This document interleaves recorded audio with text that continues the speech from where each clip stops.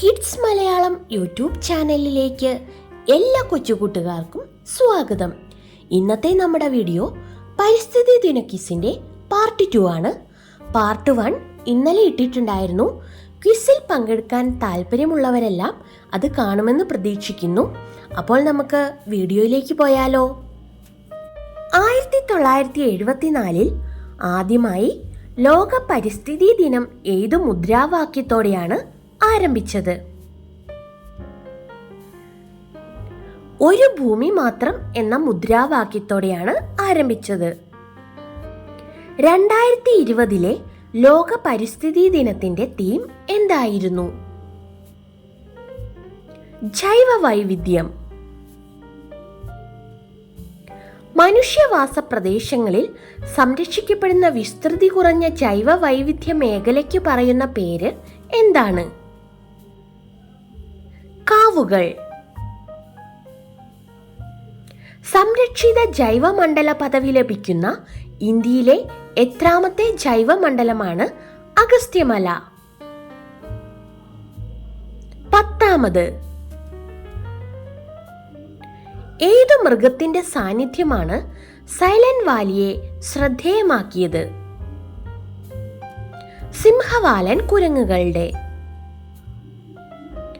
Global 500 പുരസ്കാരം ആദ്യമായി നൽകിയത് ഏതു വർഷമാണ്? 1987. ആദ്യമായി ഗ്ലോബൽ 500 പുരസ്കാരം ലഭിച്ചത് ആർക്കാണ്? വങ്കാരി മാതായി.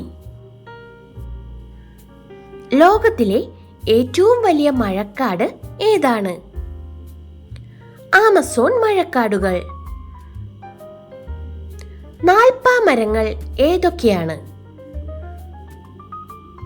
അത്തി, ഇത്തി, അരയാൽ, പേരാൽ. പ്ലാസ്റ്റിക് കത്തിക്കുമ്പോൾ ഉണ്ടാകുന്ന വിഷവാതകം ഏത്? ഡയോക്സിൻ. ഭൂമിയുടെ വൃക്ക എന്നറിയപ്പെടുന്നത് എന്താണ്? തണ്ണീർത്തടങ്ങൾ. സസ്യലോകത്തെ ഉഭയജീവികൾ എന്നറിയപ്പെടുന്നത് ആരാണ്? ബ്രയോഫൈറ്റുകൾ. അന്താരാഷ്ട്ര ജൈവ വൈവിധ്യ ദിനമായി ആചരിക്കുന്നത് എന്നാണ്?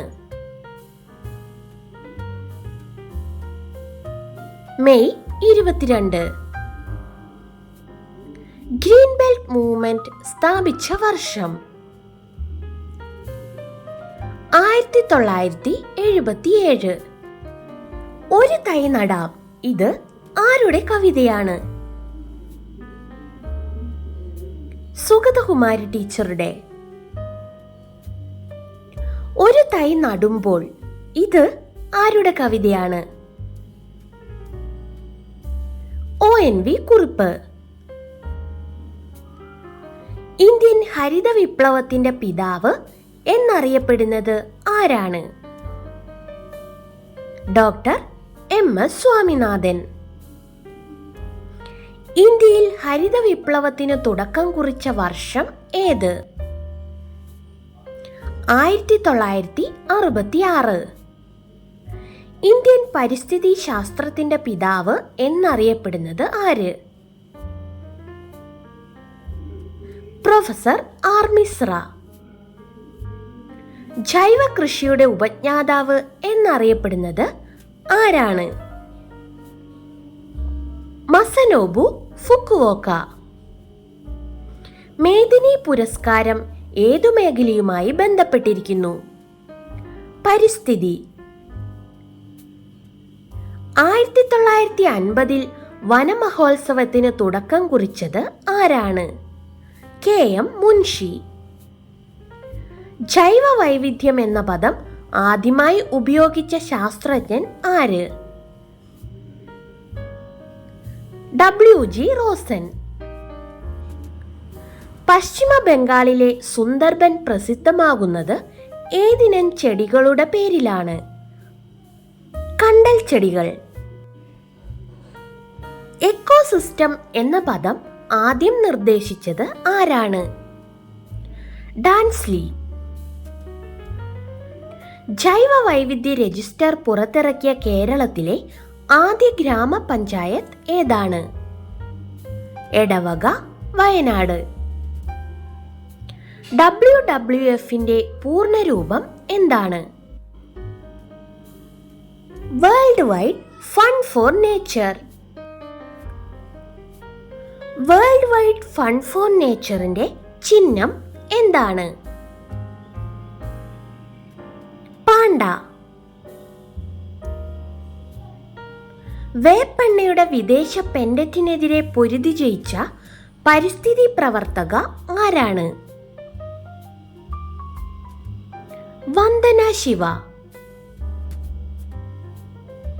മരം മുറിക്കുന്നതിനെതിരെയുള്ള സമരത്തിന്റെ ഭാഗമായി റെഡ്വുഡ് മരത്തിൽ 2 വർഷത്തിലേറെ കാലം താമസിച്ച അമേരിക്കൻ യുവതി ആരാണ്?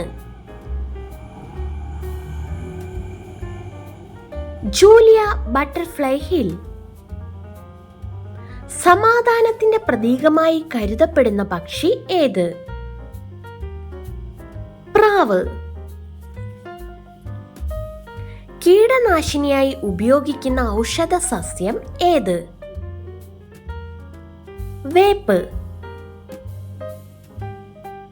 താപം, പ്രകാശം, ജലം, മണ്ണ് തുടങ്ങിയ ഘടകങ്ങൾക്ക് പറയുന്ന പേര് എന്താണ്? അജീവീയ ഘടകങ്ങൾ. കണ്ടൽ വനങ്ങളുടെ വളർത്തച്ഛൻ എന്നറിയപ്പെടുന്നത് ആരാണ്? കല്ലേൻ പൊക്കൂടൻ. കണ്ടൽ കാടുകൾക്കിടയിലെ എന്റെ ജീവിതം എന്ന ആത്മകഥ ആരുടേതാണ്? കല്ലേൻ പൊക്കൂടൻ. വനവിഭവങ്ങൾ സമാഹരിച്ച് വിപണനം ചെയ്യുന്നതിനുള്ള സംരംഭം ഏത്? വനശ്രീ. കേരളത്തിലെ കണ്ടൽ കാടുകളെ പറ്റി പ്രതിപാദിച്ച ആദ്യ ഗ്രന്ഥം? Hortus Malabaricus. ഇന്ത്യയിൽ പക്ഷികൾക്ക് വേണ്ടി നിർമ്മിച്ച ആദ്യ ആശുപത്രി ഏതാണ്? The charitable birds hospital, New Delhi. കേരളത്തിലെ പക്ഷികൾ എന്ന ഗ്രന്ഥത്തിന്റെ രചയിതാവ് ആരാണ്? ഇന്ദുചൂടൻ. വേമ്പനാട് കായലിന് നടുവിലുള്ള പ്രസിദ്ധമായ ദ്വീപ് ഏതാണ്? പാതിരാമണൽ ദ്വീപ്. കേരളത്തിലെ ഏറ്റവും വലിയ എർത്ത് ഡാം ഏതാണ്? Banasura Sagar dam. Team kids മലയാളത്തിന് വേണ്ടിയുള്ള ക്വസ്റ്റ്യനാണ് അടുത്തത്. ഉത്തരം അറിയാവുന്നവർ കമന്റ് ചെയ്യുമല്ലോ അല്ലേ? ചോദ്യം നോക്കാം. പുഷ്പിച്ചാൽ വിളവ് കുറയുന്ന സസ്യം ഏതാണ്? ഇതിന് ഉത്തരം അറിയുമോ ആർക്കെങ്കിലും? അറിയാമെങ്കിൽ പെട്ടെന്ന് തന്നെ കമന്റ് ചെയ്തോളൂ. അതുപോലെ തന്നെ ഇന്നലെ ഇട്ട വീഡിയോ കൂടി കാണാൻ ശ്രദ്ധിക്കുമല്ലോ അല്ലേ?